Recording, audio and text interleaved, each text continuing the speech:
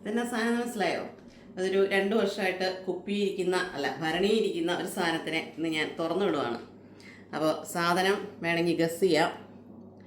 Okay, അപ്പോൾ ഇതാണ് സാധനം. മുന്തിരിങ്ങ.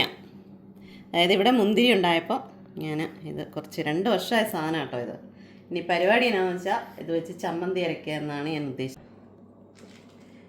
അപ്പോൾ ടേസ്റ്റ് ചെയ്ത് നോക്കാം.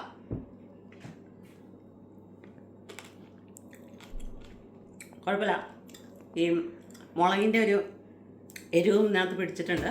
പക്ഷേ പുളി പാകത്തിനാണ്. ഞാൻ മുളകും കൂടെ നോക്കട്ടെ. മുളകിനും കുറച്ച് എരിവുണ്ട്, പക്ഷെ പുളിയുണ്ട്. നമുക്ക് സഹിക്കാൻ പറ്റാത്ത പ്രശ്നം. കാന്താരി മുളക് ഇത്, എന്നിട്ടും ആ പ്രശ്നമില്ല. 2 വർഷമായില്ലേ, നന്നായിട്ടുണ്ട്. ചമ്മന്തി അരച്ചിട്ട് പറയാം. ഞാൻ കുറച്ച് മുന്തിരി, പിന്നെ തേങ്ങ, കറിവേപ്പില ഇച്ചിരി ഉണങ്ങിയത് കറിവേപ്പിലയാണ്, പിന്നെ ഇച്ചിരി ഇഞ്ചി, ഇച്ചിരി പച്ചമുളക്, ഇത്ര ഇട്ട് അടിച്ച് നോക്കുവാണ്. പച്ചമുളക് ഇട്ടതിനാണെന്ന് വെച്ചാൽ അത്ര എരിവില്ലല്ലോ. പിന്നെ തേങ്ങയൊക്കെ വരുമ്പോഴത്തേക്കും ചിലപ്പോൾ ഒട്ടും എരിവില്ലാണ്ടായാലോ എന്ന് ഓർത്താൽ. അപ്പോൾ ശരി, അടിച്ചിട്ട് കാണിക്കാം. നമ്മുടെ ചമ്മന്തി റെഡി. കുഴപ്പമില്ല, നല്ലതാണ്. ഒരു പ്രത്യേക ടേസ്റ്റ് ഉണ്ട്, നന്നായിട്ടുണ്ട്.